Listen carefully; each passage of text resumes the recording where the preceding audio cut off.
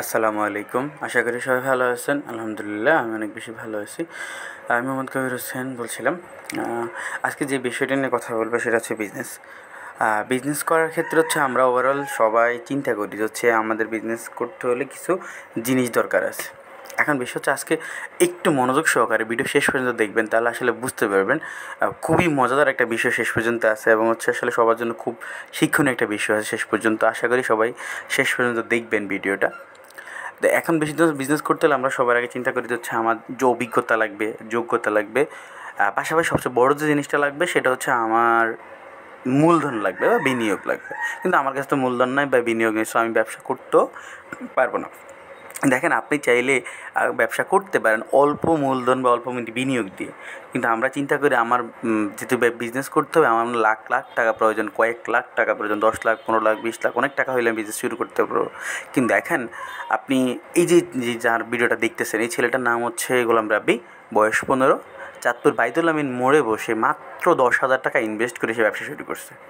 ওর দৈনিক সেল হয়, ওর দৈনিক প্রায় 600 গ্লাসের মতো সেল হয়।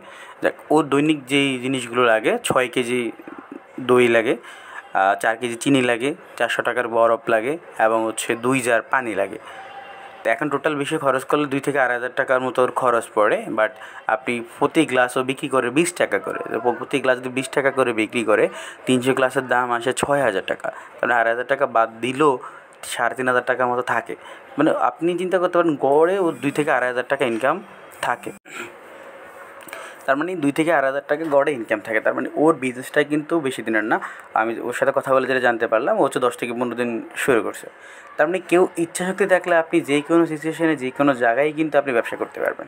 আর আপনি যদি আপনি অজুহাত দেওয়া শুরু করেন যে আমার তো এইটা নাই, আমার ওইটা নাই, ওইটা থাকলে করতাম, বা ওই জিনিসটা যদি আমার হইতো তাহলে করতাম, আমার কাছে অনেক মূলধন থাকলে আমি ব্যবসা শুরু করতাম, আমাকে যদি কেউ সাপোর্ট করতো তাহলে ব্যবসা শুরু করতাম, অনেক ধরনের আপনি অভিযোগ দিতে পারবেন, অনেক ধরনের চিন্তা করতে পারবেন। কিন্তু আলটিমেটলি যদি আপনি শুরু করতে পারেন, তাহলে আপনি বিজনেস শুরু করতে পারবেন না। সো আপনি যে অবস্থানে থাকেন, যেভাবেই থাকেন না কেন বা যে সিচুয়েশনে থাকেন, আপনি ব্যবসা শুরু করতে হবে। একটা জিনিস চিন্তা করে দেখেন, আজকে অনলাইনে আপনি যাদেরকে দেখছেন খুব ভালো ব্যবসা করতেছে, লাখ লাখ টাকা সেল করতেছে, লাখ লাখ টাকা ইনকাম করতেছে, এদের প্রত্যেকের গল্পটা শুনে দেখবেন আপনি ভাই, সর্বশেষ কথা হচ্ছে প্রত্যেকে কিন্তু অল্প পুঁজিতে অল্প টাকা নিয়ে শুরু করছে, আজকে সেভাবে অবস্থান আসছে। কারো 2 বছর লাগছে, কারো 3 বছর লাগছে, কারো 4 বছর লাগছে।